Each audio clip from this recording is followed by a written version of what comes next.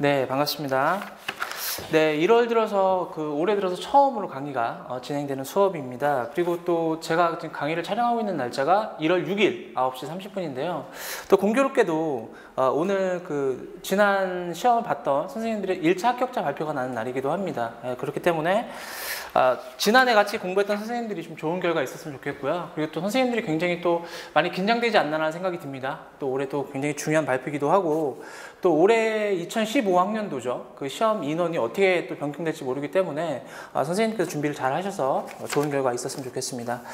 먼저 수업에 앞서서 이 교재와 관련돼서 제가 간략하게 말씀드리게 되면, 교재가 원래는 나왔어야 되는 상황이었어요. 근데 교재가 좀 마무리 작업 때문에 좀 학원 쪽에서 좀 늦어지더라고요. 그래서 아마 다음 주부터 정상적으로 교재 작업이 시작된다고 이해를 하시면 될 것 같고, 이번 주까지만 프린트물로 수업을 진행하도록 하겠습니다. 네, 그러면 첫 번째로 수업을 들어가면요. 제가 합격 설명회 때도 교육학 논술의 전반적인 내용에 대해서 제가 설명을 드렸었는데, 좀 자세하게 설명을 다루지 않았기 때문에 이번 첫째 시간은 교육학 논술 전반적인 내용에 대해서 한번 살펴보도록 하겠습니다. 네, 먼저 자료를 보면요. 교육학 논술의 유형이 나오죠. 그죠?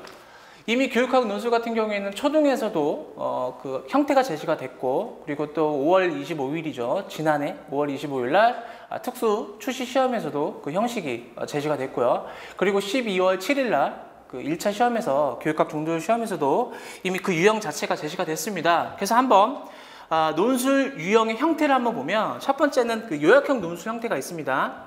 요약형이라고 하는 것은 말 그대로 어떤 자신의 어떤 생각 같은 것들을 글을 통해서 그것을 요약하고 압축하는 거죠. 가장 핵심적인 내용을 선별을 해서 그 내용을 제시하는 유형이라고 볼 수가 있습니다. 근데 사실 요약형 논술 같은 경우에는 교육학 논술 시험에 적합하지는 않아요. 그렇기 때문에 이런 유형이 나올 것 같지는 않고요. 그러니까 이런 유형도 있다라고 하는 거 참고적으로 알아두셨으면 좋겠고요. 두 번째는 설명형 논술입니다. 설명을 한번 보시면, 설명형 논술은 어떤 현상이나 사실 속에 담겨있는 의미나 인과관계를 설명하는 것으로 교직과 학생에게 발생하는 다양한 사건과 사례에 대해 비판적이고 종합적 분석력을 파악할 수 있다. 그렇죠? 그러니까 특정한 이론이나 내용과 관련된 측면에서 비교하거나 설명하는 방식으로 답안을 구성하는 형태라고 볼 수가 있습니다.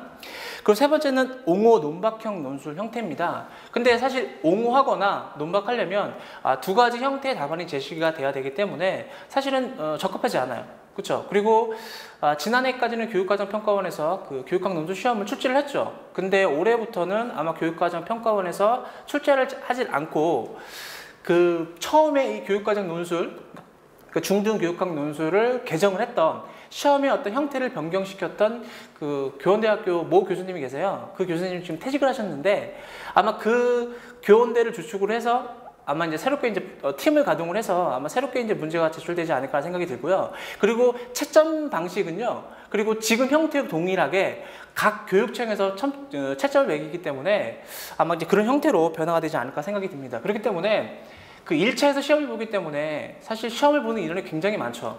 그리고 또 이 논술의 가장 큰 치명적인 단점이라고 하는 게 뭐냐면 채점의 객관성적인 부분이잖아요. 그죠? 그렇기 때문에 이 부분은 어려워요. 그래서 옹호 논박형 문제 자체가 나온다는 것은 사실상 현실적으로 너무 불가능하죠. 왜냐면 답안을 두 개를, 예시 답안을 구성을 해서 이와 관련돼서 채점을 매게 되는데 인력 자체가 그렇게 원활하지 않습니다. 그렇기 때문에 사실 문제가 있는 거고요. 그리고 어떤 선생님은 그런 말씀 하시더라고요. 올해 교육학 논술 출제위원으로 들어갔던 교수님이 수업 중에 그런 말씀을 하셨대요. 교육학 논술 시험이 아마 오래 못 갈 거다라는 그런 말씀까지 하셨다고 하더라고요. 그러니까 이 얘기는 뭐냐면, 심지어 출제위원 당사자들까지도 이 교육학 논술 시험에 대해서 사실 굉장히 객관성이라든지 아니면 이런 부분에 대해서 의문점을 갖고 있다라고 하는 거예요. 그렇기 때문에 아마 몇 년 내로 아마 바뀌지 않을까, 개정되지 않을까라는 생각이 좀 들긴 합니다. 그래서 이번에 어떻게 좀 채점 결과라든지 이제 보면은 파악할 수가 있겠죠. 그래서 오늘 아마 보통 9시 반에서 10시 사이에 1차 합격자 발표가 나거든요. 중등 같은 경우에. 그래서 그때 아마 자신의 점수 같은 것들, 교육학 논술의 점수를 보면 어떠한 요소에 중점을 두고 채점이 됐다. 이론적인 부분에 대해서 얼마큼 강조점을 주었다라고 하는 것을 대략적으로 파악할 수 있지 않을까라는 생각이 듭니다. 그래서 굉장히 궁금해요. 그래서 이 첫째 시간이 끝난 다음에 저도 검색을 통해서 점수가 어떻게 나왔는지 정말 궁금하거든요. 그래서 좀 잠시 후에 두 번째 시간대에는 그 점수, 채점 기준에 대해서 한번 살펴보도록 하겠습니다. 그리고요, 이제 마지막입니다. 문제 해결형 논술이 있는데 사실 가장 일반적인 거죠. 가장 일반적인 형태라 볼 수 있고 한번 보면요. 특정 형상이나 사건과 관련된 문제점을 분석하고 이를 해결하기 위한 대책을 제시하는 유형으로 학교 현장에서 일어나는 현상과 사례에 대한 심층 분석과 그와 관련된 해결책을 모색하고 개선할 수 있는 역량을 파악할 수 있다라고 제시가 되어 있습니다. 가장 일반적인 형태라고 볼 수가 있습니다. 문제 제시형이요. 교육학 논술의 가장 일반적인 패턴이라고 볼 수가 있습니다. 가장 핵심적인 게 문제 제시형이에요. 이것은 초등도 마찬가지고요. 그 다음에 이제 특수 시험도 마찬가지였고 중등 같은 경우도 마찬가지였습니다. 항상 제시문이 주어지게 되죠. 그렇죠? 제시문이 주어진 상태에서 그 내용과 관련 특히 교육학의 어떤 실제 사례입니다. 교육의 실제 사례거든요. 교육 현장입니다. 교육 현장의 실제 사례와 관련돼서 교육학 이론에 근거해서 내용에 근거해서 원인을 도출을 하고요. 그 다음에 대안을 제시하는 형태로 볼 수가 있습니다. 그리고 이 원인과 대안 제시 형태는 반드시 교육학 이론이 들어가야 된다는 측면입니다. 그렇기 때문에 교육학 논술이라고 볼 수가 있겠죠. 그렇죠? 그리고 어떤 선생님들이 예전에 수강생 선생님한테 질문을 받았었어요. 카톡으로 질문이 왔었는데 그러시더라고요. 어떤 뭐 강사 선생님께서 논술 답을 쓰는데 그 단락을 구분하지 않고 1번, 2번, 3번 해서 그 세부적인 어떤 답안을 구성하는 것이 적절한 방법인가라고 제시를 했었거든요. 근데 저는 그렇게 그거는 저 틀렸다고 얘기를 했거든요. 그게 감점에 큰 영향을 줄 거라고 생각하지는 않는데 이 논술이라고 하는 것 자체가 사실 하나의 큰 글인 거잖아요. 그죠? 그래서 핵심적인 주제와 서론과 본론과 결론이 있는 하나의 체계적인 글이기 때문에 그 단락을 구분을 하면 얼마든지 그 세부적인 내용을 구분할 수가 있습니다. 그죠? 1번, 2번, 3번, 4번 하지 않아도 단락을 구분을 통해서 얼마든지 답을 제시할 수 있기 때문에 사실 논술의 글쓰기 형태는요. 큰 제시문, 통구를 하나 제시하는 게 가장 바람직한 형태로 볼 수 있습니다. 그래서 이 문제 해결형 논술이 가장 일반적인 교육학 논술 형태를 볼 수가 있습니다. 지금까지 나왔던 모든 문제 같은 경우에는 사실은 이 문제 해결 논술 형태를 가지고 있는 그런 내용이라고 볼 수 있습니다. 그렇기 때문에 사실 문제 해결형 논술에 가장 중점을 두셔서 이런 문제가 나올 것이라고 생각을 하시고 접근을 하셔야 됩니다. 뭐 요약형이라든지 설명형이라든지 아니면 옹호 논박형 같은 논술은 사실은 출제하기 쉽지 않을 거예요. 그리고 이미 제시가 됐다시피 한 문제가 주어지죠. 한 문제에서 한 3가지, 4가지의 어떤 세부적인 영역을 물어보는 거기 때문에 그 부분과 관련된 어떤 교육학 이론이라든지 내용 같은 걸 중심으로 답을 구성하시면 된다고 볼 수 있습니다.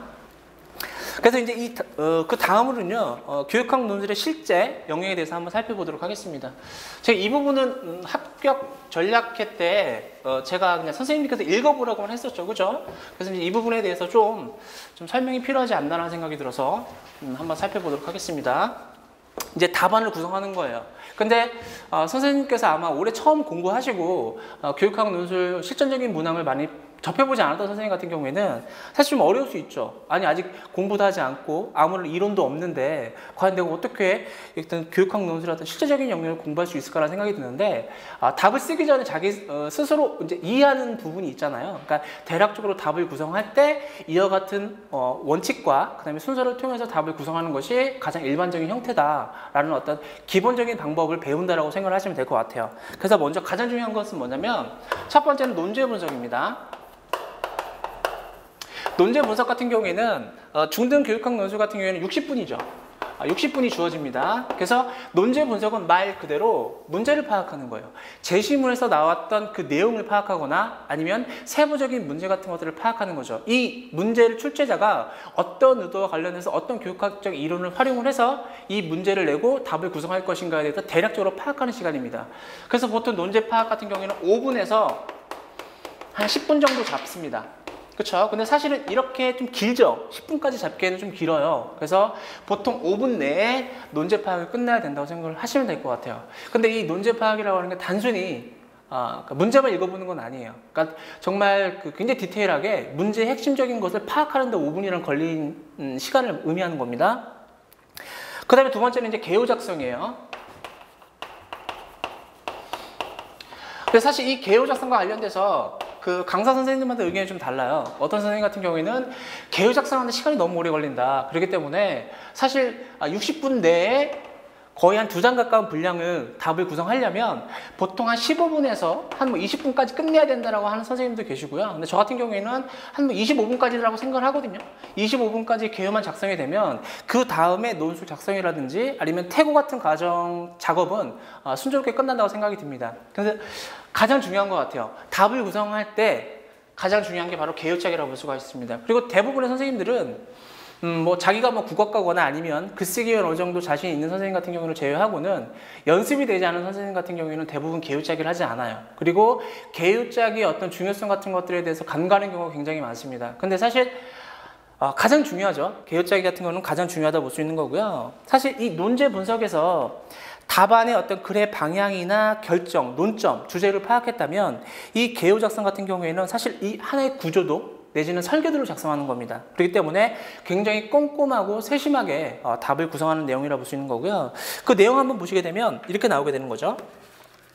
개요는 답안 전체의 설계도로서 그 전체의 내용과 개략적인 줄거리를 한눈에 알아볼 수 있도록 제시한 내용으로 글의 전체적인 흐름을 쉽게 파악할 수 있고 글의 방향을 선명히 보여주어 주제에서 내용이 벗어나는 것을 막아주며 전체와 부분, 부분과 부분 간의 관계를 전체적으로 파악이 가능하며 중복된 내용이나 빠진 부분의 파악이 가능하다. 그쵸?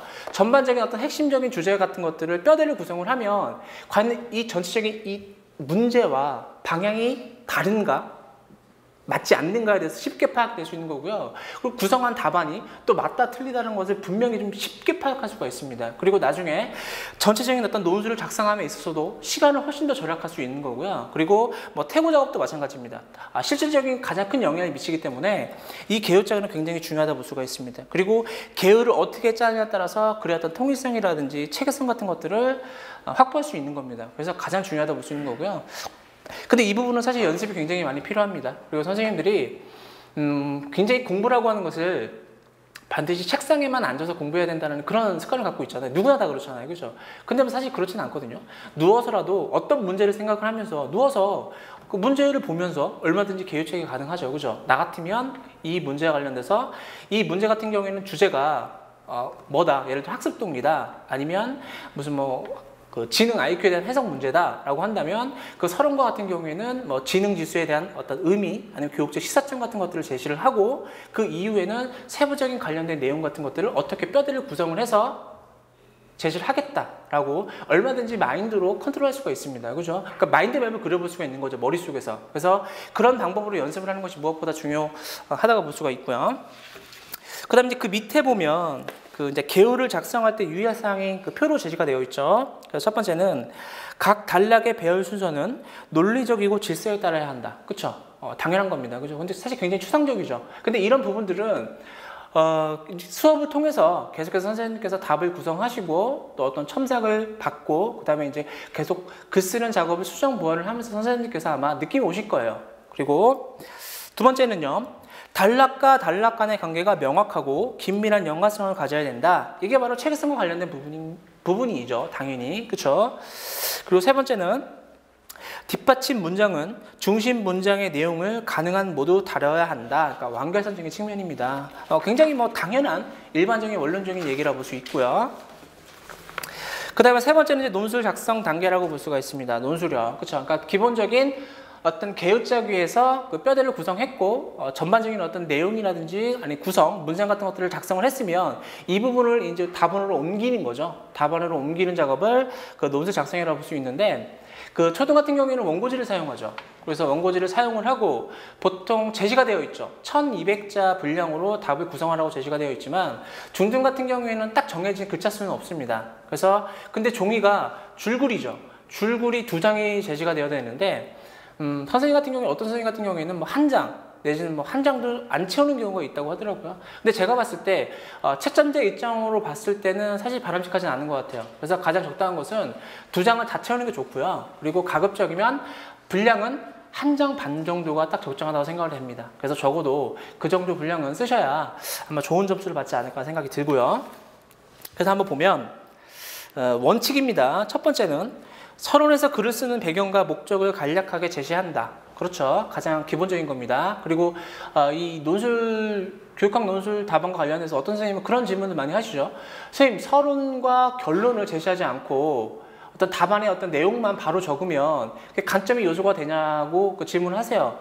제 개인적인 생각은 간점의 요소가 된다고 생각을 들어요. 왜냐하면 그 중등 교육학 100점에 보면 체계성 점수가 5점이 들어가죠. 그죠? 이 체계성이라고 하는 것은 단순히 어떤 답안의 어떤 맞고 틀리는 그런 의미뿐만 아니라 제시문의 어떤 교육학적 주제를 파악을 해야 되는 거고, 그 주제에 관련돼서 서론적인 내용도 제시해야 되는 거고, 그 부분과 관련돼서 어떤 결론적인 부분도 도출해야 되는 거예요. 그렇기 때문에 분명히 서론과 결론은 교육학의 어떤 체계성 100점에 포함되는 거기 때문에 서론과 결론은 반드시 제시를 해야 되는 거예요. 그리고 또 어떤 선생님이 이렇게 질문하세요. 선생님, 서론과 그 결론 부분을 너무나 작성하기 어렵다. 간단합니다.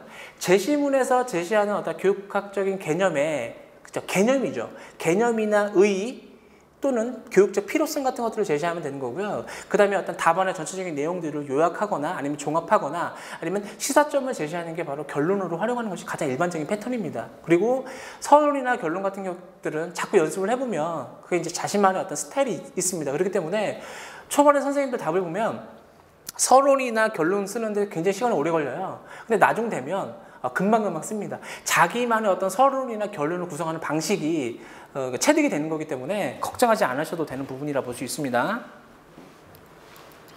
두 번째는요, 서론은 장황하게 쓰지 않는다. 주로 논제와 핵심 주장과 전개될 내용을 제시하는 수준에서 기술한다 라고 제시가 되어 있죠.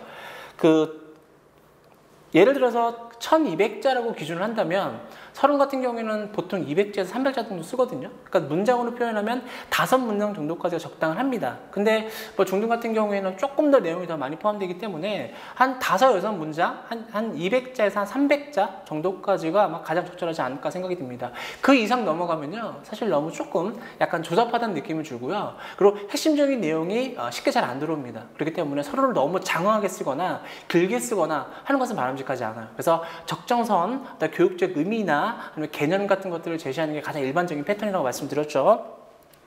그리고 세 번째는요, 한 문단에 하나의 주장과 주제를 제시해야 된다. 그렇죠? 그 글쓰기의 가장 기본은요, 문단입니다.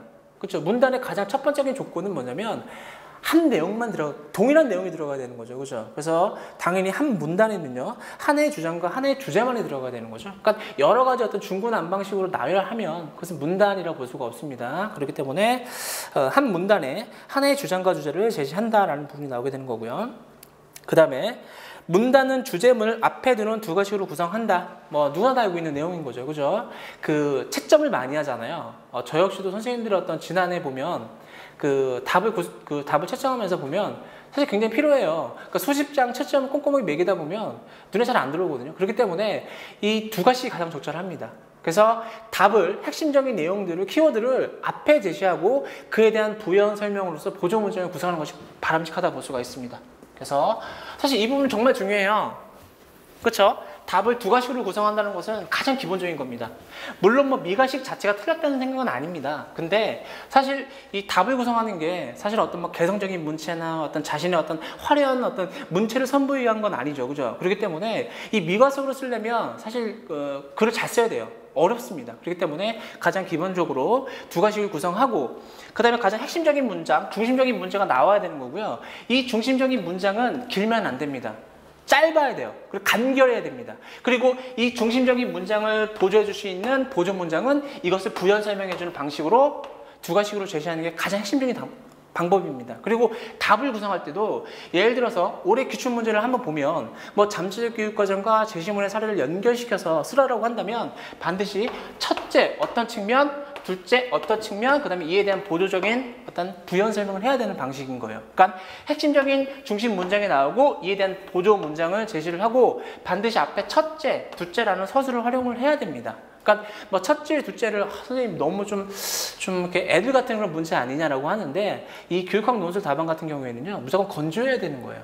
구어체적인 게 아니잖아요, 그죠? 어떤 뭐 소설이나 산문 형태의 어떤 화려한 글쓰기가 들어가는 것이 아니라 딱딱하고 건조해야 되는 거예요. 핵심적인 키워드와 관련된 내용들만 들어가면 되는 거기 때문에 그리고 그 핵심적인 어떤 키워드나 내용 같은 것들을 채점자가 바로 파악할 수 있으려면 그렇죠. 당연히 핵심적인 내용을 앞에 주장하고 그에 대한 부연 설명을 하는 것이 가장 일반적인 방법이라고 볼 수가 있습니다. 제가 이 부분을 왜 강조하냐면 사실 굉장히 기본적이죠. 누구나 알 것 같은데 오히려 선생님들이 그걸 지키지 않는 경우가 굉장히 많아요. 그리고 서론의 첫 문장이라든지 아니면 본론의 첫 문장 같은 경우에는 문장이 간결해야 됩니다. 문장이 간결하지 않으면 주어라든지 그 수어의 어떤 호응 관계도 잘 맞지도 않고요. 그리고 굉장히 눈에 잘 안 들어와요. 그렇기 때문에 답은 무조건 간결해야 된다고 하는 것을 머릿속에 반드시 기억을 하셔야 됩니다.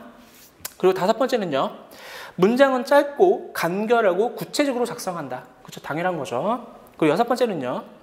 문장에서 다루는 단어와 표현은 분명하고 일관되게 제시해야 된다. 그렇죠. 그리고 논리적이고 적절한 사례나 근거를 제시한다. 논증을 위한 근거는 대표성이 있고 공신력 있는 두 가지 이상 제시하는 것이 논리적 타당성을 보여주는데 효과적이다. 그렇죠. 당연하죠.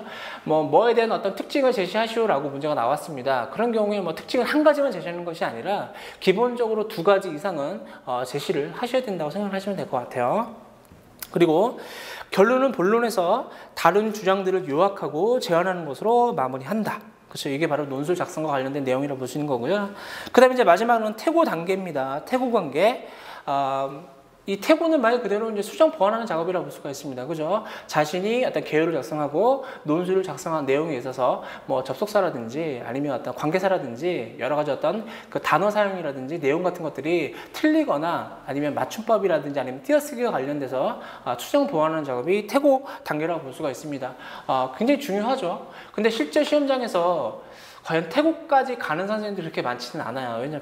왜냐하면 이 시험 자체가 굉장히 중요한 시험이잖아요. 그리고 또 자신의 어떤 인생을 결정하는 시험이기 때문에 너무 긴장하다 보니까 그쵸? 제 시간 안에 답을 구성하지 못하는 경우도 있고 그리고 또 초반에 논제 파악을 제대로 하지 못하고 개요짜기가 안 되면 정말 거의 멘붕 당하는 거예요. 시험 시간에 한 20분, 30분 정도 지나면 정말 답답하죠. 그렇기 때문에 어떤 그 리듬이 깨지기 시작하면은 제 시간에 답을 구성하는 경우가 굉장히 많아요. 못하는 경우가 굉장히 많아요. 그렇게 되면 사실 100점, 20점밖에 되지 않지만 나중에 전공시험까지 영향을 주기 때문에 사실은 이 교육학 논술시험은 굉장히 중요합니다. 그 첫 시험을 어떻게 보느냐에 따라서 그날의 어떤 컨디션이 좌우가 되기 때문에 교육학 논술에 사실 그런 의미가 있는 것 같아요. 그렇죠. 그런 의미에서도 좀 교육학 논술이 좀 중요하지 않나 생각이 듭니다. 100점, 20점밖에 되지 않지만. 그래서 한번 태고 단계를 한번 보면 첫 번째는요. 주제의 전개가 제대로 되어 있는지를 확인을 하죠. 그렇죠. 그리고 두 번째는 글의 전개나 논의의 흐름에 있는 문제가 없는지 확인을 하고요. 그 다음에 세 번째는 세부적인 사항들을 확인을 하죠. 문법적인 거나 아니면 오타, 탈자, 그 다음에 띄어쓰기 같은 것들, 또 구두점 같은 것도 확인하는 단계라고 볼 수가 있습니다.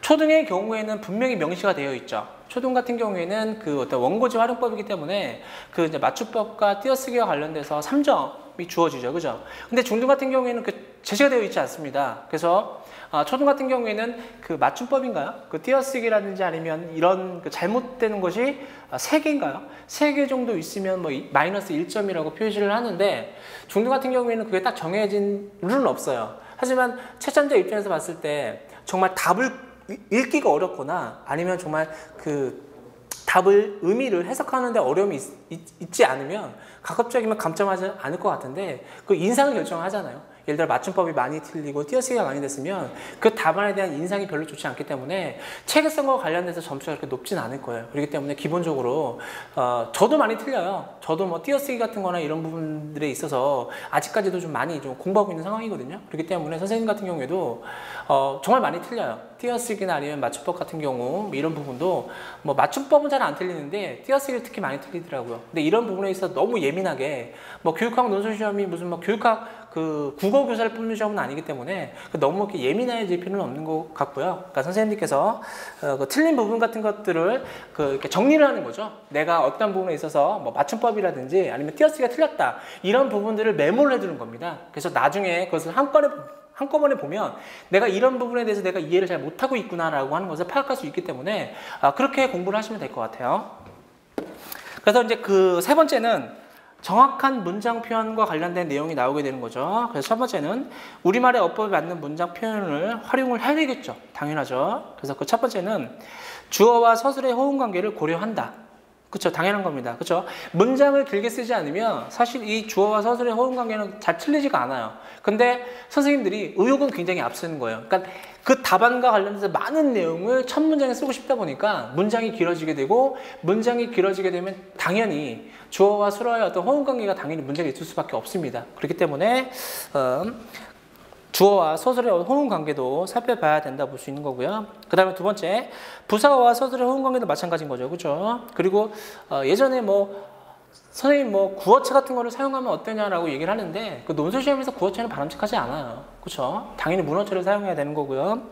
그다음 세 번째는 번역체의 문장을 피한다. 그렇죠? 굉장히 어렵죠. 우리가 워낙에 또 그 초등학교 때부터 저는 초등학교 때 배우지 않았지만 요즘 학생들 같은 경우에는 초등학교 때부터 영어를 배우기 때문에 그 영어의 어떤 번역투 문장을 자연스럽게 배우는 경우가 정말 많죠. 저도 마찬가지고요. 그렇기 때문에 번역투의 문장 같은 것도 사실은 피해야 된다고 볼 수 있겠죠. 그리고 적절한 어순을 선택해야 쓴다. 그리고 마찬가지인 거고요. 특히 것이다를 남용하지 않는다. 정말 많아요. 이런 같은 경우 이것도 당연히 중복되는 것을 피해야 된다 볼 수 있는 거고요. 그 다음에 이제 다음으로 넘어가면 효율적인 경제적인 문장 표현이 나오게 되는 거죠. 그래서 그 첫 번째는 같은 말이나 의미가 유사한 말을 반복하지 않는다 라는 부분이 나오게 되는 거고, 두 번째는 문장에서 불필요한 말을 삭제하고 최대한 간결하게 표현하는 것이 좋다 라는 부분이 나오게 되고, 세 번째는 동일한 문법소를 변화를 준다. 그쵸? 특히 으나 애 같은 표현은 정말 많이 쓰거든요. 이런 부분들은 사실 다 중복돼서 별로 바람직하지도 않고요. 그리고 글을 보면 그렇게 인상이 좋아지지는 않습니다. 그래서 이런 부분들도 당연히 다 수정 보완하는 작업이라고 볼 수 있고요. 그 다음에 접속어나 그 다음에 지시어를 이용을 해서 문장을 좀 간결하게 쓰거나 아니면 자연스럽게 연결시켜서 쓰는 형태도 필요한 거고요. 그 다음에 이제 세 번째는 논술에 적합한 문장 표현 방식이 있죠. 그래서 첫 번째는 구어체의 표현을 쓰지 않는다. 당연한 거고요. 그 다음에 두 번째는 가능하다면 추측 표현을 쓰지 않는 것이 좋다. 당연한 겁니다.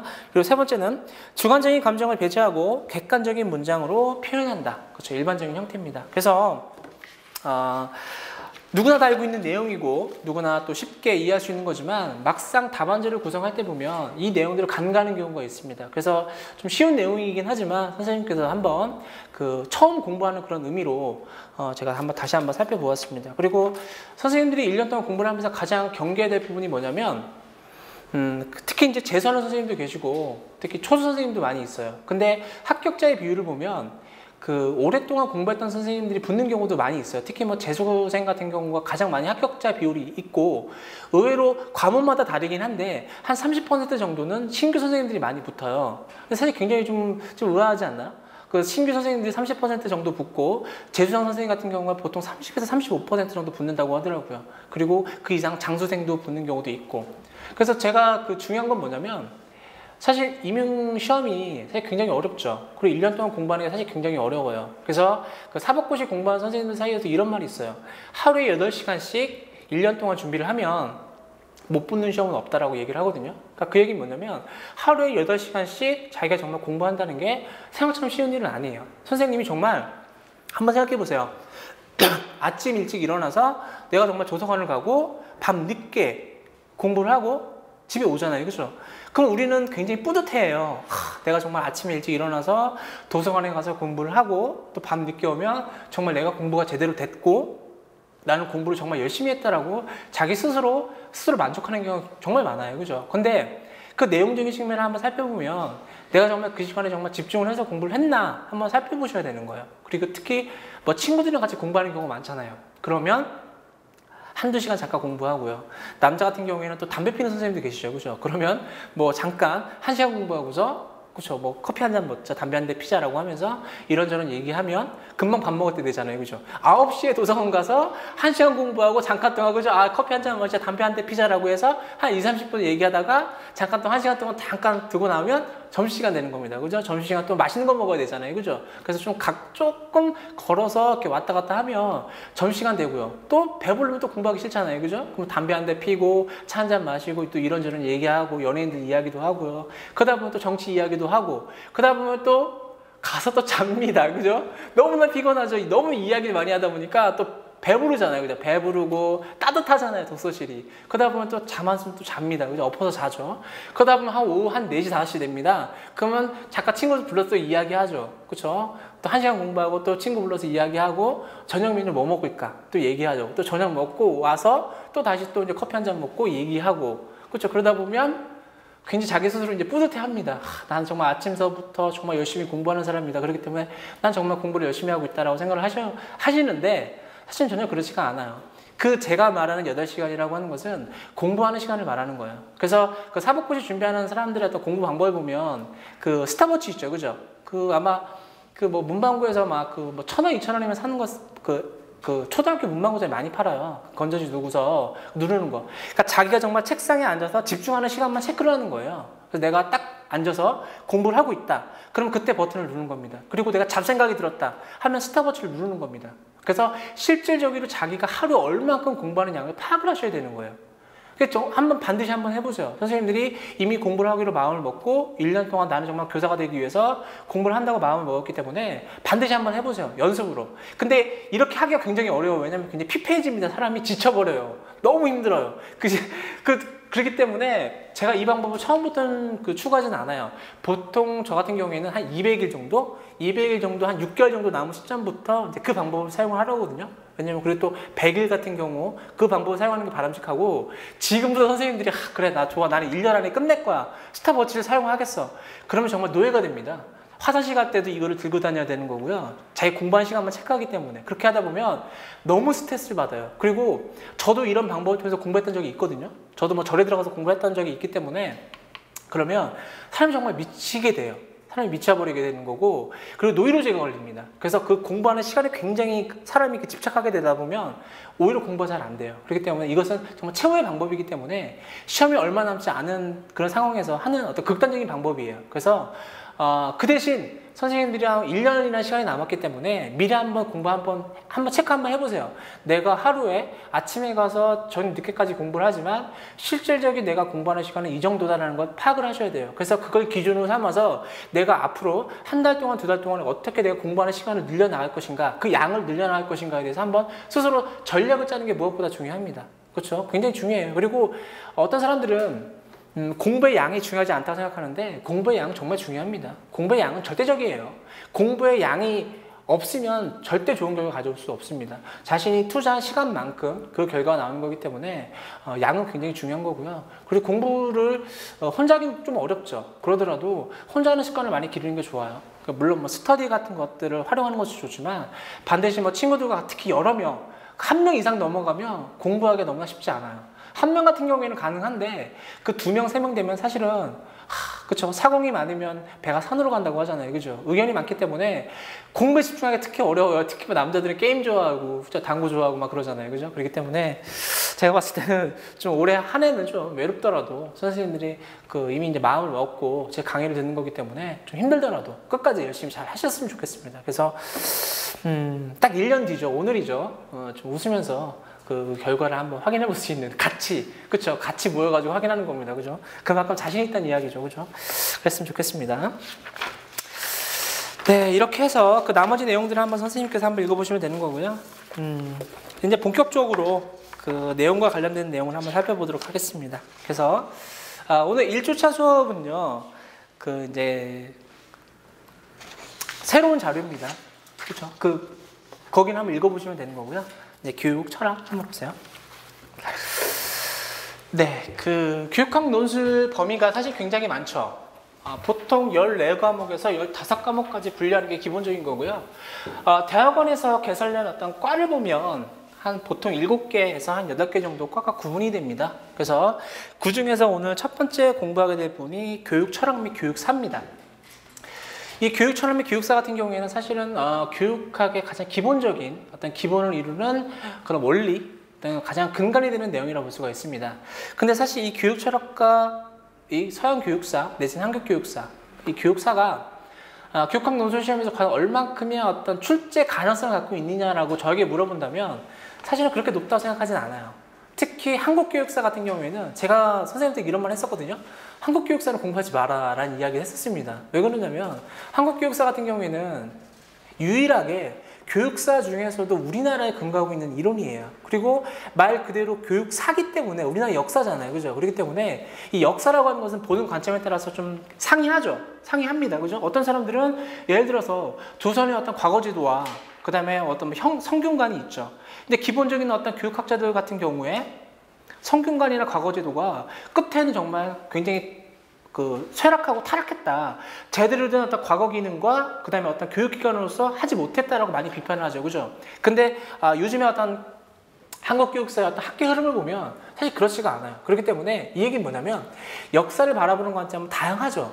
특히 요즘에 정말 교육에서 정말 큰 문제가 되고 있는 게 그 교역사, 그렇죠? 국사교과서와 관련돼서 논쟁이 굉장히 많죠. 그래서 초반에 같은 경우에는 뭐 열 몇 학교가 한다고 하셨는데 지금은 뭐 시민단체라든지 아니면 학부모, 학생들까지도 반발이 굉장히 심하기 때문에 사실은 그렇죠. 지금 전북 전주에 있는 성산고인가요? 그 학교만 지금 한다고 하는데 아마 그 학교도 아마 버티기 힘들 거예요. 왜냐면 국민 전체가 굉장히 민감하게 받아들이고 있는 거고 특히 그 교과서의 내용 중에 하나가 사실 친일 그렇죠. 그리고 또 독재를 미화한다거나 아니면 친일을 미화하는 거기 때문에 사실 우리나라 같은 경우에는 사실 친일에 대해서 굉장히 민감할 수밖에 없기 때문에 그 교과서를 배운다는 건 사실 굉장히 좀 어렵지 않나 생각이 들고요. 또 말이 안 되지 않나요? 그리고 어떤 사람들은 이렇게 얘기를 하죠. 우리나라 어떤 독립운동가라든지 아니면 우리나라 역사에 대해서 긍정적으로 좀 평가하는 것이 과연 그것이 실증적으로 봤을 때는 문제가 있다라고 설명하는 사람도 있습니다. 근데 사실 입장 바꿔 생각해보면 우리나라의 역사인 거잖아요. 그죠? 우리나라의 문화인 거고 우리나라 역사예요.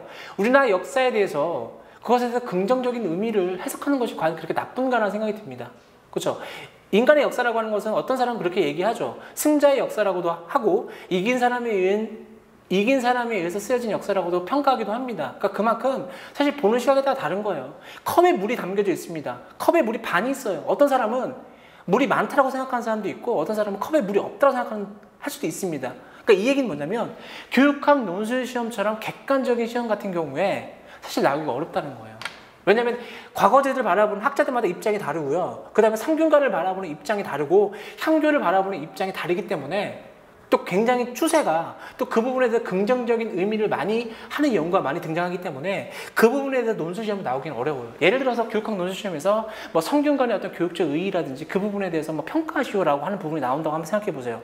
그럼 기존의 개론서를 봤던 사람들은 성균관은 뭐 후에 굉장히 쇠퇴해서 규율이 엄격해서 뭐 양반 자제들이 어떤 학교를 들어오는 것을 등한시했고 이것이 쇠락했고 타락했다라는 부분을 결론을 내는 경우도 있고 최근의 연구 논문 같은 것들을 보면 사실 그렇지가 않아요. 굉장히 잘 시행됐다고 얘기를 합니다. 그리고 1900년대까지 사실은 일본의 식민 지배를 받기 전까지도 지속적으로 운영이 됐었다. 하지만 일본의 식민 지배를 통해서 그 부분이 끊겼다라고 얘기를 하는 사람도 있거든요.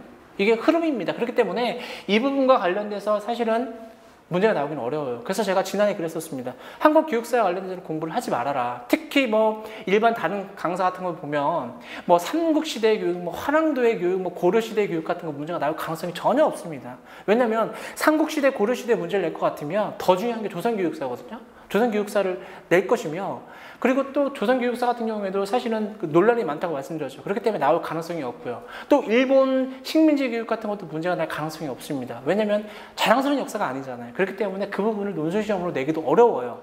그렇기 때문에 한국 교육사 같은 경우에는 사실 공부를 안 하셔도 됩니다. 근데 제 입장에서 2월달 같은 경우에는 사실 전반적인 내용을 다 공부하는 시간이기 때문에 그 부분을 제가 모험을 할 수가 없어요. 선생님들 무조건 한국교육사는 안 나옵니다. 그렇다고 말할 수가 없어요. 그렇기 때문에 배워야 돼요. 그럼 어떤 부분을 배워야 되느냐? 제가 아까 말씀드렸지만 향교, 성균관, 과거제도 이 세 가지만 저는 자료를 정리하고 있거든요. 왜 그러냐면 예를 들어서 향교가 있고요. 그 다음에 성균관이 있습니다. 세 번째는 과거제도입니다. 그다음 네 번째는 뭐 실학이라고 하는 거 있습니다. 뭐 근대 교육이라고 하게 된다면 제가 왜 이 부분을 다 제외를 시켰냐면 삼국시의 교육을 다 제외를 시켰습니다. 왜 그러냐면 예를 들어서 상교는요 고려 때 만들어진 거예요. 고려 때부터 이미 만들어졌던 거거든요. 근데 이 향교가 꽃을 피웠던 시기는 언젠가? 조선입니다. 그죠? 그래서 향교를 물어보려면 당연히 조선시대 향교를 물어볼 거예요. 당연한 겁니다. 왜냐면 고려시대는 발달되는 어떤 시점이기 때문에 어떤 연구도 제대로 안 됐을 뿐더러 꽃을 피웠던 시기가 조선이기 때문에 만약에 향교를 문제를 낸다면 낼 가능성도 없긴 하지만 조선시대에 물어볼 거예요. 성견도 마찬가지인 겁니다. 고려 때 있었어요. 국자감이라고. 하지만 국자감 같은 경우에도 나중에 꽃이 피었던 것은 조선시대 성균관인 겁니다. 그렇기 때문에 성균관을 문제를 물어볼 거예요. 과거제도도 마찬가지예요. 고려 때 있었습니다. 하지만 꽃이 피었던 시기는 어딘가요? 조선입니다. 그렇기 때문에 한국 교육사에서 만약에 문제를 내게 된다면 당연히 조선이에요.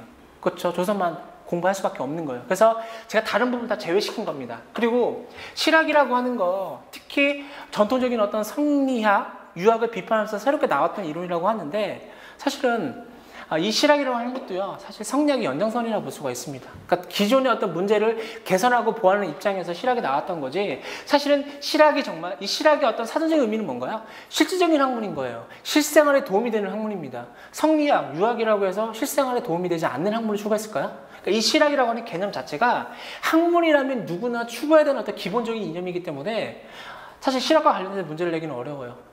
그렇죠. 그리고 일제 식민지를 말씀드렸었죠. 그렇죠. 그렇게 자랑스러운 역사가 아니기 때문에 그랬던 거고요. 그리고 개학의 교육도 마찬가지예요. 개학의 교육이 의미가 있습니다. 그런데 왜 개학이는 꽃이 피우지 못했잖아요. 왜냐하면 일본의 식민 지배를 받았기 때문에 우리나라 개학이 때 정말 여러 가지 어떤 교육연도 발표를 하게 되는 거고 고종의 입국조서라도 발표도 하고요. 여러 가지 노력을 했지만 제대로 꽃이 피우지 못했기 때문에 결과물이 없는 거예요. 그래서 교육학 논술시험에서는 적합하지 않다. 그래서 한국 교육사는 그렇게 중요하지 않다라고 말씀드린 겁니다.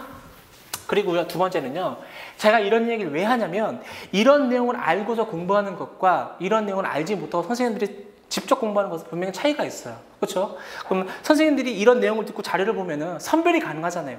이 부분이 중요하다, 중요하지 않다라고 하는 것을 선생님들이 느껴보실 그 어떤 그런 차원에서 제가 이야기를 하는 겁니다. 그 다음에 이제 서양교육사요. 서양교육사는요, 서양교육사도 마찬가지죠. 역사 수준으로 많이 구분을 하게 되는 거죠. 그래서 고대 그리스부터 시작해서 로마, 그렇죠? 중세, 근대, 현대로 넘어갑니다. 그렇죠?